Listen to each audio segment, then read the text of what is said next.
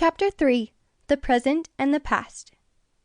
From my previous series on the laws of attraction, I thought I'd clarify a fundamental spiritual law. The present is always perfect. I'm sure you've most likely heard about it previously, but many people do not actually comprehend it. How can the present be flawless when you are sick or have a broken leg? How can the present be flawless when you have enormous charge card financial debt? How can the present be perfect when your partner just disposed you? It certainly doesn't look or feel flawless in any of these situations. So, if the law does not change, then how is this really imperfect looking stuff perfect? The late Thomas Leonard once said that in order for a relationship to really work in the long term, you have to really love your partner's flaws, or at the very least find them rather lovely or amusing. Then it ends up being true that you have a perfect partner or marriage partner. They are perfect for you, flaws and all. The same works in life. You need to really appreciate the excellence in the imperfections. When I was taking pottery classes in New York, I held up my rather wobbly, lopsided bowl and muttered something about it being highly flawed. My instructor Michael said, "If you want an ideal bowl, go to the Pottery Barn and get one. The beauty lies in the flaws." So in that sense, my bowl was undoubtedly flawless. Maybe more flawless than one at the Pottery Barn, thanks to its flaws. Okay, now let's take the harder leap of faith. How is a broken leg perfect, or charge card debt? Years ago, my sister was becoming a passionate runner. However, she went snowboarding for the first time and blew out her knee. After surgical treatment, the doctor said she would never run again.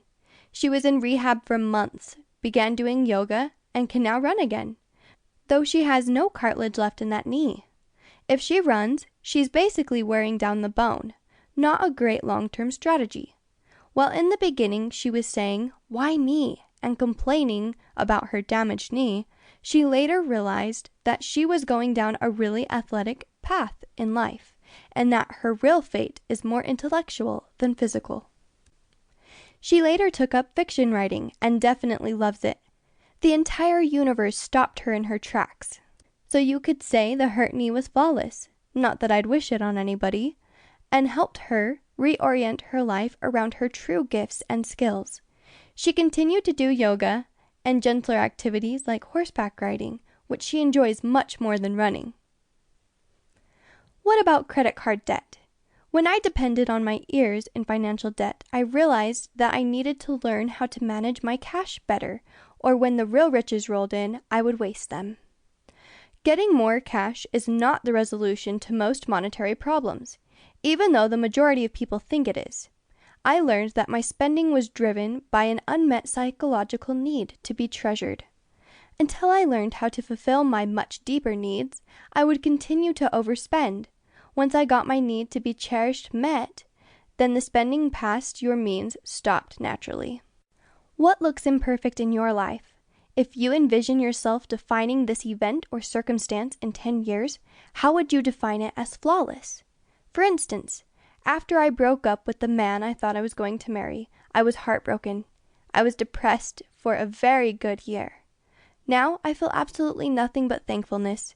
If it had not been for him, I never would have purchased a home in the mountains that turned out to be one of the best financial investments I've made. If you can understand that the present is flawless now, you'll be much calmer when dealing with the relatively bad stuff of life. And at times, the thing to do is change what you don't like by refining the present. You can do it.